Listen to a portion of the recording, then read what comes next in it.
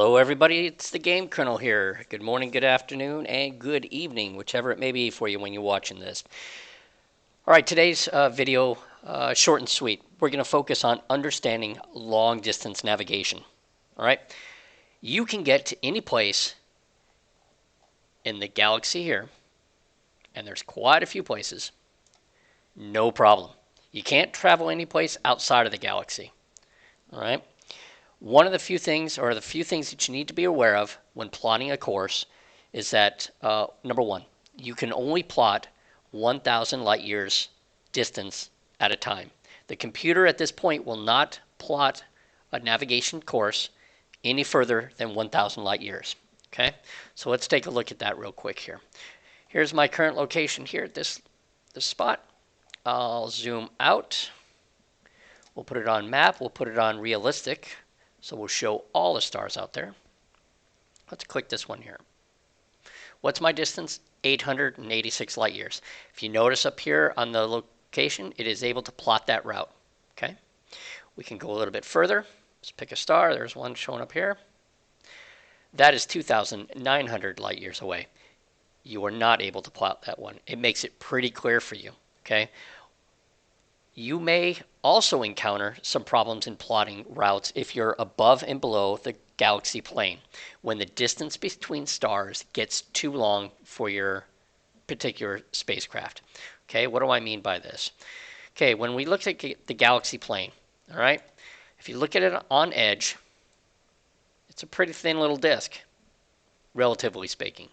But that's the plane here, what I'm talking about. The greatest concentration of stars is dead center on this plane.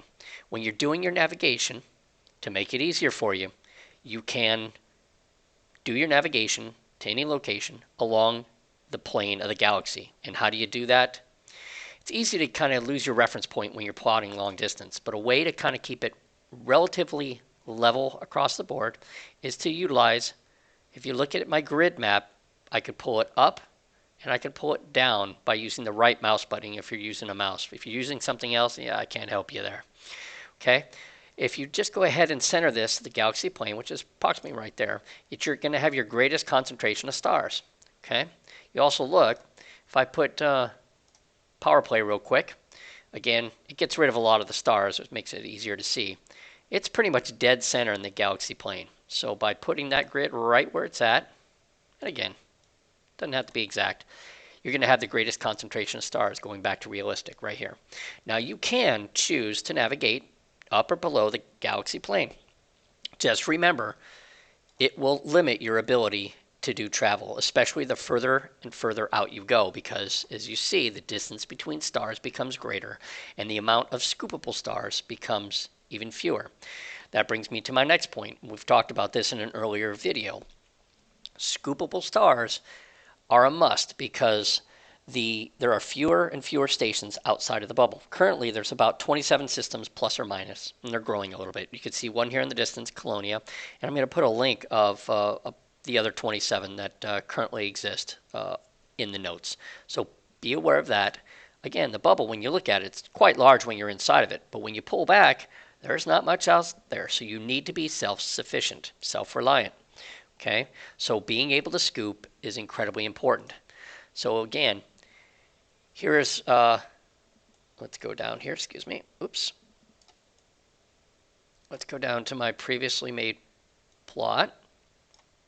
Okay, here's my distance here that we've plotted earlier. Actually, we never plotted it. Okay, let's go ahead and do a quick plot. We've already said that's 320 light years. Let's back it up a little bit. Excuse me, let's go realistic again.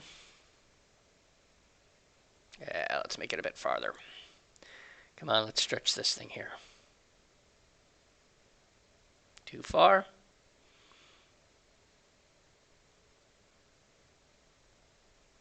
Too far. Look at that. It's easy to get out past 1,000. There we go. Plot that route. Okay, route's plotted. It's all over the place. What you want to do when you're scooping is remember, there's no other support for you out there. We talked about this before. Clicking O, B, A, F, G, K, and M as scoopable stars and applying the filter to the route. See, I'm going to take the filter off. Now I'm going to put the filter back on. We'll ensure that you stop at scoopable stars at each location. Now, what I also recommend is I always also click white dwarf and non-sequence stars, just in the off chance there's some out there that'll help you do an extended boost to your frame shift drive.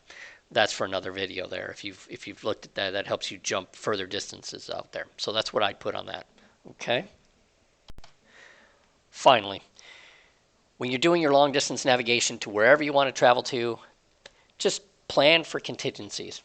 What I mean by that is there's nobody else out there to help you really.